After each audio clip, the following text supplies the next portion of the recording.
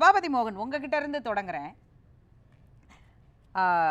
இன்றைக்கு ஒரு தீர்மானம், யுஜிசி புதிய வரைவு விதிக்கு எதிரான தீர்மானம், துணைவேந்தர்களையும் வேந்தரே நியமித்துக் கொள்ளும் அந்த தீர்மானம். சற்று முன் முதலமைச்சருடைய ட்வீட் வந்து, நம்முடைய இடம், நம்முடைய மாநில வரியிலிருந்து கொடுக்கப்படுகிற பணம் எல்லாம் நாம் கொடுப்போம், ஆனால் துணைவேந்தரை தேர்வு செய்கிற உரிமை கூட நமக்கு இல்லையா அப்படிங்கிறதையும் குறிப்பிட்டிருக்கிறாங்க.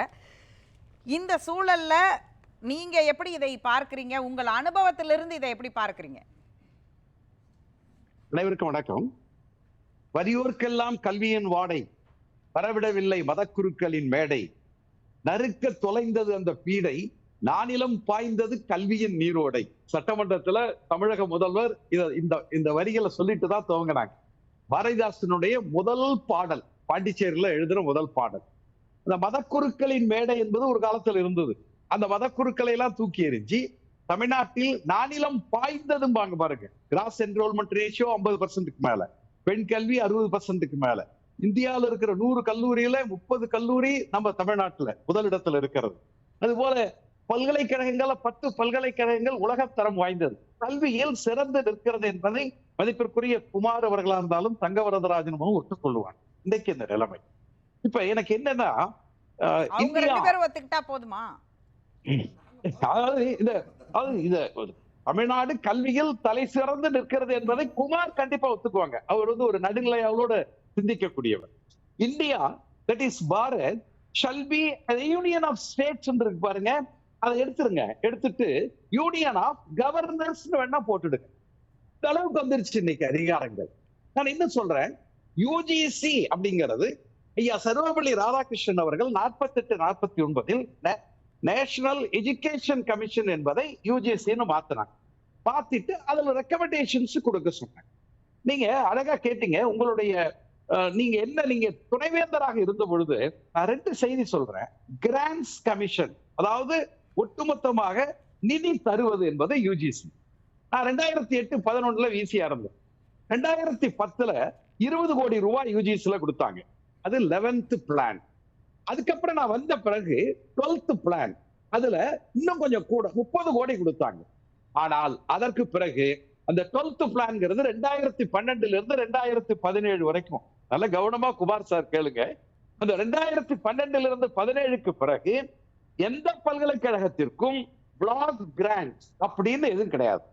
ஒரு டீம் வருவாங்க, 4 நாள் வந்து கம்ப்ளீட்டா செக் பண்ணுவாங்க. எவ்வளவு பிஹெச்டி, எவ்வளவு பேப்பர்ஸ், எவ்வளவு மாணவர்கள், கிராமப்புற மாணவர்கள், அதுக்கப்புறம் மாணவிகள் எவ்வளவு, கட்டடம் எவ்வளவு இருக்கு, எப்படி சுகாதாரம், அவுட்ரீச் ப்ரோக்ராம்ஸ் என்ன, அது உள்ளபடியே அண்டர் பிரிவிலேஜ்க்கு ஹெல்ப் பண்ணதான் பார்த்து கொடுத்தாங்க. இந்த நிகழ்ச்சியை கேட்கிற தமிழ்நாட்டை சார்ந்தவர்களே, அந்த ப்ரோக்ராம்ல அந்த கிராண்ட்ங்கிறது போயிடுச்சு, சுத்தமா கிடையாது. பிஜேபி அரசு, மோடி அரசு வந்ததற்கு பிறகு எந்த பல்கலைக்கழகத்துல எந்த துணைவேந்தர் போட்டு கேட்டு 2 ஒரு பல்கலைக்கழகத்துல ஒரு ஆசிரியர் சேர்றாருன்னு வச்சுங்களேன், சேர்ந்த உடனே அவருக்கு வந்து ஒரு 2 லட்சம் 3 லட்சம் 5 லட்சம் ஒரு மைனர் ப்ராஜெக்ட் அப்பதான் ஆரம்பிப்பார், ரிசர்ச் ஆரம்பிப்பார். அது அப்படி படிப்படியா உயர்ந்து, நான் அங்க அந்த பல்கலைக்கழகத்துல இருக்கிறப்ப 3 வருடத்துல டாக்டர் செந்தில்நாதன் 1 கோடி வரைக்கும் ப்ராஜெக்ட் வாங்கினார். இதுல இன்னும் ஒரு செய்தி என்னன்னா, 1 கோடி ஒரு ப்ராஜெக்ட் வாங்குறாருன்னா 20 லட்சம் பல்கலைக்கழகத்துக்கு ஓவர் ஹெட் சார்ஜ்னு கொடுக்கணும், அதை மெயின்டைன் பண்றதுக்கு. எனவே பல்கலைக்கழகத்துக்கு ஒரு வருமானத்தையும் தரக்கூடிய அந்த ப்ராஜெக்ட்ஸ் இருக்கு பாருங்க, அது 100ல் இருந்து 10 விழுக்காடாக குறைச்சிட்டாங்க. கிராண்ட்ஸ் கமிஷன் அப்படின்னு சொல்லிட்டு பிளாக் கிராண்ட் கிடையாது, மைனர் கிராண்ட் கிடையாது, மைனர் ப்ராஜெக்ட் கிடையாது, எல்லாத்தையும் எடுத்துட்டாங்க. இன்னைக்கு என்னன்னா, துணைவேந்தரை நியமிக்கிற அதிகாரம் முதல்வர் ரொம்ப அழகா சொல்லியிருக்காங்க.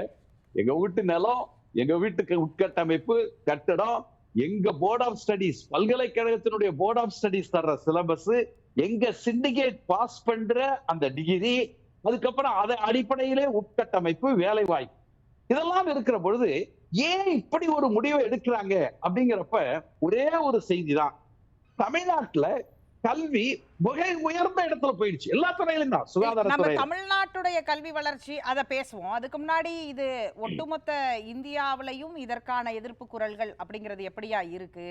இதை தமிழ்நாடு இன்றைக்கு சட்டமன்றத்தில் தீட்டியிருக்கக்கூடிய இந்த தீர்மானமானது அடுத்த கட்டத்திற்கு எதை நோக்கி வலியுறுத்த போகிறது? இப்ப இந்த அதாவது அவங்க அந்த திருத்தத்தை யூஜிசியில கொண்டு வந்ததற்கான, இந்த பல்கலைக்கழக மானிய கமிஷன் கொண்டு வந்ததற்கான காரணமா நீங்க என்ன பார்க்கறீங்க? அதற்கான தேவை இப்போது என்ன இருக்கிறது? ஏன் மத்திய அரசு இதை கொண்டு வந்திருக்கிறதா பார்க்கறீங்க? ஒண்ணு, புதிய கல்விக் கொள்கையை ஏற்றுக்கொள்ளுகிறேன்னு சொல்லிட்டோன்னு வச்சுங்க, அவங்க உடனே விட்டுருவாங்க. புதிய கல்விக் கொள்கையை ஏற்றுக்கொள்ள வேண்டும். இரண்டாவது, நீங்க ஹிந்தி மொழியை அவர்கள் படிக்கக்கூடிய, அதாவது கட்டாய பாடமாக படிக்கக்கூடிய சூழ்நிலையை உருவாக்க வேண்டும். ஆமா, நீங்க புதிய கல்விக் கொள்கையில இன்னும் 10 வருஷம் கழிச்சு நீங்க 36 விழுக்காடு ஜிஆர், ஆனா இன்னைக்கே நாம 50 விழுக்காடு. நம்ம என்ன பின்தங்கி இருக்கிறோமா? எனக்கு என்ன தோணுதுன்னா, ஒருவேளை ஒரு வயிற்றெரிச்சலா இருக்குமோ, இவ்வளவு படிச்சுட்டாங்களே தமிழ்நாட்டுல, அதனால இதெல்லாம் ஒழிச்சு கட்டுறதுக்கு என்னென்ன பண்ணலாங்கிற முடிவு எடுத்து தான் இதை செய்யறாங்கன்னு நினைக்கிறேன். நீங்க சொன்னீங்க எதை நோக்கி என்றால், இது ஒரு நெடிய பயணத்தினுடைய தொடக்கம். பேரறிஞர் அண்ணா 67 ஜூன் 27 அன்று சட்டமன்ற மேலவையில பேசுறாங்க. அப்படி பேசுகிற பொழுது வேகமா சொல்றேன் பாருங்க. இந்திய நாட்டின் சுதந்திரத்தை பாதுகாத்திட மைய அரசு வலிமையுடையதாக இருக்க வேண்டும் என்று கூறுகிறேன். எல்லோரும் ஒப்புக்கொள்வார்கள்.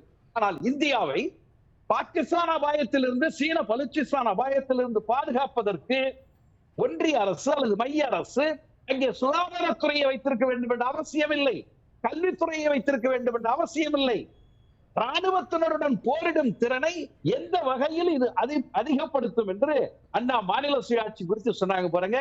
நான் இன்னைக்கு சொல்றேன், வலிமையான இந்தியா தேவை, நான் ஏற்றுக்கொள்கிறேன். வலிமையான இந்தியா, ஆனால் உரிமை மிக்க மாநிலங்கள் இரண்டும் இருந்தா தான் வலிமையான இந்தியா. எனவே தேசிய ஒருமைப்பாட்டை காப்பாற்ற, இந்தியாவை காப்பாற்ற, வலிமை மிக்க இந்தியாவை உருவாக்க, உரிமை மிக்க மாநிலங்களை உருவாக்குவதற்கு அடித்தளத்தை இன்றைக்கு அந்த தீர்மானம் போட்டிருக்கிறார்கள். நடக்குமா என்றால் நடக்கும். 69 விழுக்காடு நடக்கும் என்று யாராவது எதிர்பார்த்தார்களா? இல்ல, எனக்கு அந்த இடத்துல ஒரு கேள்வி இருக்கு. நீங்க 69 இதுல குறிப்பிடுறீங்க. அது அந்த காலகட்டத்தோட சேர்த்து இன்றைய காலகட்டத்துக்கான சில உதாரணம். நீட்டுக்கு இதே மாதிரி குறிப்பா கல்வி சார்ந்து கொண்டு வந்த பல தீர்மானங்களை மத்திய அரசு கவனத்தில் கொண்டிருக்கிறதா அப்படின்றது ரொம்ப முக்கியமான கேள்வி இல்லை. அப்ப இந்த தீர்மானத்தை எப்படி நடைமுறைக்கு கொண்டு வர போகிறீர்கள்? எப்படி அவங்க கொண்டு வந்திருக்கிற திருத்தத்தை அனுமதிக்காமல் இருக்க தமிழ்நாடு அரசு என்ன செய்ய போகிறது? எப்படி நம் பல்கலைக்கழகங்களை தமிழ்நாடு தன்னுடைய மாநில உரிமை சார்ந்து காக்க போகிறது? அது ஒண்ணு, நீதிமன்றத்துக்கு போய் இதை நிறுத்தலாம். பல்கலைக்கழக மானிய குழுவுக்கு இதற்கு அதிகாரம் கிடையாது. பல்கலைக்கழக மானிய குழு என்பது ஒரு ரெக்கமெண்டிங் அத்தாரிட்டி, அதாவது அது பரிந்துரை செய்யக்கூடிய சூழ்நிலை தான். இதை ரொம்ப கட்டாயப்படுத்தி அதை ஒரு சட்டம் மூலமா கொண்டு வரணும்னு நீங்க நினைச்சீங்கன்னா அதை நீதிமன்றத்திலே எதிர்ப்போம். இந்தியாவில் இருக்கிற பிற மாநிலங்கள்ல நீங்க எந்தெந்த மாநிலங்கள்லாம் மாநில உரிமைகளை கேட்கிறதோ அந்த மாநிலங்களோடு இணைந்து ஒரு நெடிய போராட்டத்தை நாங்கள் நடத்துவோம். இதை தடுத்து நிறுத்தியே காட்டுவோம். காரணம், இது ஒரு முக்கியமான பிரச்சனை.